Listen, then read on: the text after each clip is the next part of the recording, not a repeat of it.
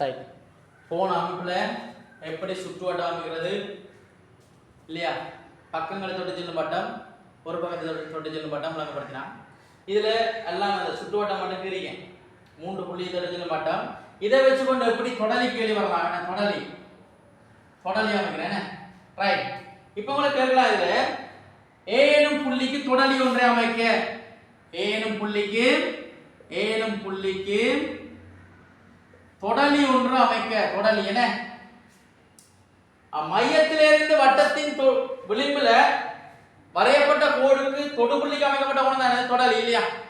அவ எப்படி கீறன்னு சொன்னால், ஏனும் புள்ளிக்கு தொடலிக்கிறோம்னு சொன்னா மையத்திலிருந்து, எது மையம்? இதுல ஓ தான் மையம். அப்ப என்ன செய்யறது? மையம் ஓல இருந்து ஏனும் பக்கத்துக்கு என்ன செய்யறது? ஒரு கோட்டை கீறுறது. அதாவது மையம் ஓல இருந்து ஏனும் புள்ளிக்கு என்ன செய்யறது? அப்படியே கீறுங்க. அப்படியே கீறி போட்டு கொஞ்சம் நீட்டி விடுங்க. என்ன ஓகேயா? அப்ப மையத்தில இருந்து ஏனும் புள்ளிக்கு அப்படியே கொஞ்சம் நீட்டி விடுறாரு. பேஜ் இந்த கோட்டுக்கு, அந்த கோட்டுல உள்ள புள்ளிக்கு எப்படி செங்குத்துக்குறோம் நீங்க படிச்சிருப்பீங்க இல்லையா? இந்த ஏனும் புள்ளிக்கு தான் தொடலிக்கிறோம். அது என்ன வருங்க? தொடலி எப்பவும் மையத்திலிருந்து தொடுபுள்ளிக்கு அமைக்கப்பட்ட கோணம் என்னது? செங்கோணம். படிச்சிருக்கீங்களா இல்லையா? செங்கோணம்னா என்ன? இது செங்குத்தியல்மா அமைவரும். என்ன? அப்ப இது ஒரு நேர்கோடாக இருந்தால் நேர்கோட்டுக்கு எப்படி அந்த புள்ளியில செங்குத்து அமைக்கிறது? இதுல ஊசி முனை வச்சு கொஞ்சம் பிரிச்சு அந்த நேர்கோட்டை வெட்டுறவங்க ஒரு அரை வட்டம் படிச்சிருப்பீங்க இல்லையா? இங்கே இந்த வெட்டி அங்கே நீட்டப்பட்ட கோட்டையும் கட்டணும்.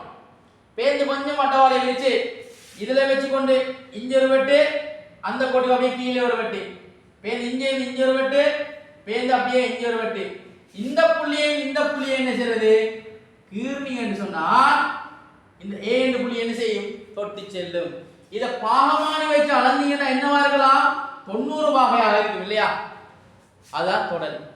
அப்ப தொடலி எப்படி அமைக்கிறது? வட்டத்தின் விளிம்புல உள்ள ஒரு புள்ளிக்கு எப்படி தொடலி அமைக்கிறது? மையத்திலிருந்து அந்த என்ன புள்ளியை கேட்கிறாலும் அதுக்கு என்ன செய்யற? நேர்கோடு இருக்கிறது.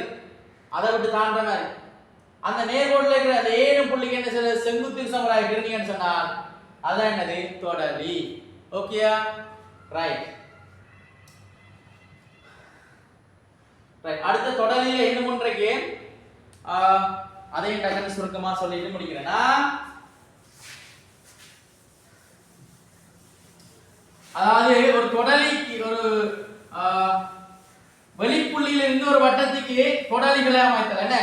வெளிப்புள்ளியிலிருந்து ஒரு தொடலி வட்டத்துக்கு ஒரு வட்டம் இருக்குதானே?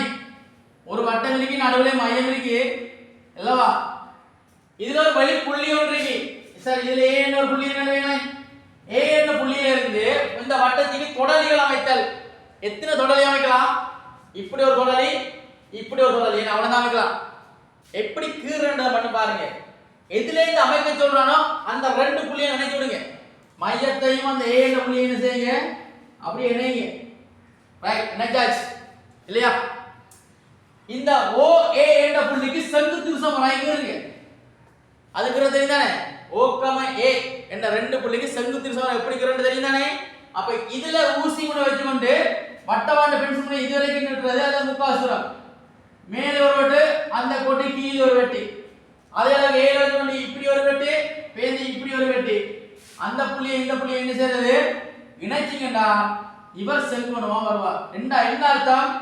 இந்த பக்கம் என்னவா இருக்கும்? சமனாக இருக்கும் இல்லையா? இதுல நான் ரைட், இதுல வந்து நாங்க என்ன செய்யலாம்? B ன்னு போடுவோம். ஓகே, B ன்னு போடுவோம். சரியா? அப்ப OB யும் OA யும் என்னவா இருக்கும்? சமனாக இருக்கும் இல்லையா? அடுத்த ஒரு சின்ன வேலையா பாருங்க. இதுல மையம், இதுல பென்சில் ஊசி முனை வச்சுக்கொண்டு என்ன? B யை மையமாக கொண்டு OB யை ஆரையாக அல்லது AB யை ஆரையாக கொண்டு ஒரு வட்டம் ஒன்று அமைக்கப்படும். எப்படி பாருங்க. B ல ஊசி முனை O வரைக்கும் உள்ள பென்சில் முனை வச்சுக்கொண்டு ஒரு வட்டம் அமைக்கிறா என்ன அர்த்தம்? இப்படி தான போகுது இல்லையா? இப்படி போய் அப்படியே வருங்க. அதுக்காக வட்டம் அமைக்கிறதுல இதுல வச்சுக்கொண்டு இப்படி வரும்போது இதுல ஒரு வெட்டு வரும். அப்படியே வளைந்து வரும்போது இதுல ஒரு வெட்டு வரும் இல்லையா? வருந்தானே? வட்டத்தை சொல்லல, அதுல ஊசி முனை என்ன செய்யறது? O வரைக்கும் பென்சில் முனை நடுறது. வட்டங்கிறவன் இந்த வட்டத்துக்குள்ள வெட்டுற 2 புள்ளி எடுக்கலாம். பேரு இந்த புள்ளியை இதோட நினைச்சா சரி, அந்த A யோட நினைச்சீங்கன்னா சரி. அப்படியே கொண்டு நினைங்க. பேர் இவரையும் கொண்டு அப்படியே நினைங்க. அப்படியே இணைந்து கொண்டு நீட்டலாம், பிரச்சனை இல்லை. இப்ப அளந்தீங்கன்னா இவர் என்னவா இருப்பா? சமனாக இருக்கு. வேண்டாம், வெளிப்புள்ளியிலிருந்து வட்டத்தின் விளிம்புக்கு அமைக்கப்பட்ட தொடலிகள் நீளத்தில் சமனானவை. தொடலி என்ற பாடம் படிச்சிருப்பீங்க இல்லையா? கிளியரா? அமைப்பு ஃபுல்லா விளங்கப்படுகிறேன் நினைக்கிறேன். ஏதாவது சந்தேகம் இருந்தா கமெண்ட்ல போட்டுக்கொள்ளுங்க, அல்லது கால் பண்ணி கேட்டுக்கொள்ளுங்க. விளங்கி இருந்தால் லைக் பண்ணுங்க, கமெண்ட் பண்ணுங்க. Thank you so much.